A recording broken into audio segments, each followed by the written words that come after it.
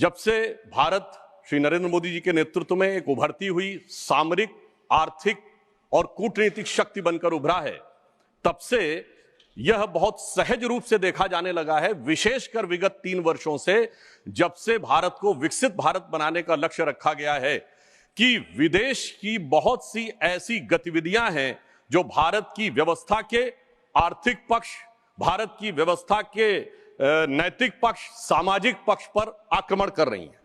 इस संदर्भ में एक रीसेंट जानकारी आई है जिसे हम कह सकते हैं organised crime and corruption reporting project. A French publication has recently published its own report based on its investigation on the Sarajevo-based OCCRP, Organized Crime Corruption Reporting Project. This new report of the media report has claimed. You will lay the report on the table of the House. जी. Go ahead. And इस report के अनुसार यह कहा गया है कि इस प्रोजेक्ट को फॉरेन गवर्नमेंट्स की फंडिंग है और उसका फोकस इंडिया के ऊपर भी है, और इस फॉरेन गवर्नमेंट की फंडिंग के साथ साथ जॉर्ज सोरोस के साथ भी इनका कनेक्शन है। अब यह केवल हम एक रिपोर्ट के आधार पर नहीं कह रहे हैं सभापति महोदय, मैं सदन का ध्यान आकृष्ट करना चाहूंगा कि विगत 3 वर्षों से यह क्या एक संयोग है कि जिस समय भारत की संसद का सत्र चलता है, मैं सिर्फ एक संयोग बता रहा हूं, भारतीय फार्मर्स के बारे में रिपोर्ट आती है 3 फरवरी 2021, बजट सत्र है 29 जनवरी 2021। पेगासस रिपोर्ट आती है 18 जुलाई 2021, मानसून सत्र है 19 जुलाई 2021। उसके बाद 31 जनवरी 2023 से भारत की संसद का बजट सत्र शुरू होता है और 24 जनवरी 2023 को हिंडनबर्ग रिपोर्ट आती है। जनवरी 2023 में भारत की संसद का सत्र शुरू होता है और 17 जनवरी 2023 को बीबीसी की डॉक्यूमेंट्री आती है, इंडिया द मोदी क्वेश्चन। और गंभीर महत्वपूर्ण बात है, 20 जुलाई 2023 को भारत की संसद का सत्र शुरू होता है और मणिपुर वायलेंस का वीडियो 19 जुलाई 2023 ठीक एक दिन पहले जारी होता है।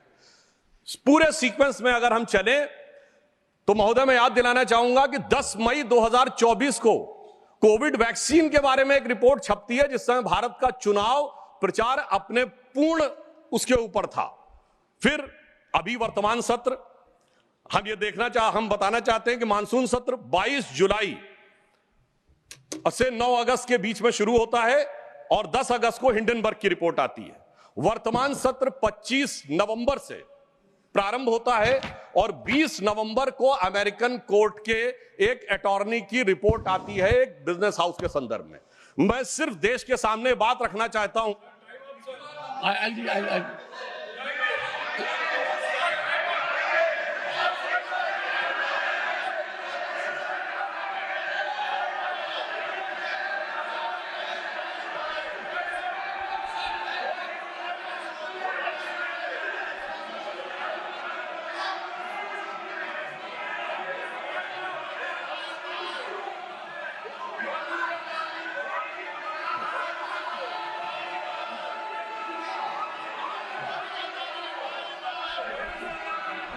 Nothing will go on record except honorable members. This is honorable members. I'll give honorable members. I will give time because listen to me. This is a very serious issue and we need to have opinion from everyone this side. We cannot allow largest democracy to be made dysfunctional by deep state anywhere else.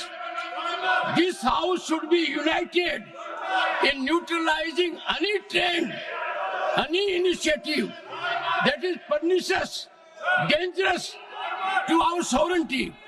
I allow Sudhanshu Trivedi to continue.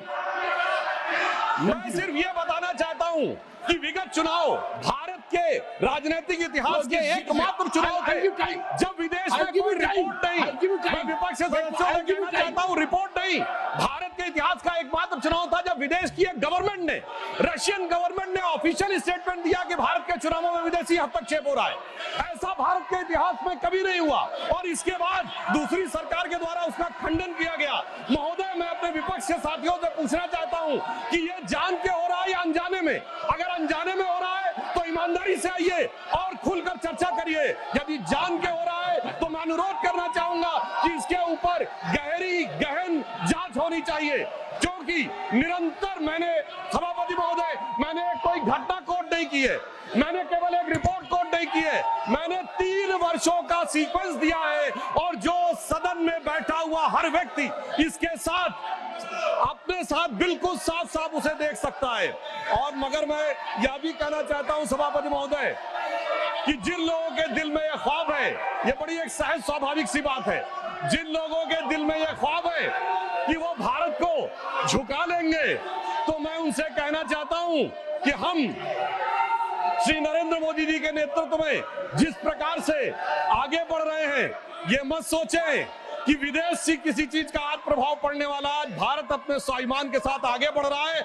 मैं उन लोगों के लिए कहना चाहूंगा, sir, जो विदेश में जाकर यह विचार करते हैं, जो कहते हैं डिफेंडर्स ऑफ डेमोक्रेसी यहां क्यों नहीं कर रहे हैं? सर, डिफेंडर्स ऑफ डेमोक्रेसी जिनको कहते थे वो प्रधानमंत्री जी की तारीफ कर रहे हैं। इसलिए मैं कहना चाहूंगा, विदेश का लाभ लेकर, विदेश की छाव लेकर जो भारत में हो रहा है, उनके लिए एक पंक्ति कहना चाहूंगा कि अपने वतन पर सदियों तक है रही हुकूमत गैरों की, लेकिन कुछ चेहरों पर अब तक धूल है उनके पैरों की।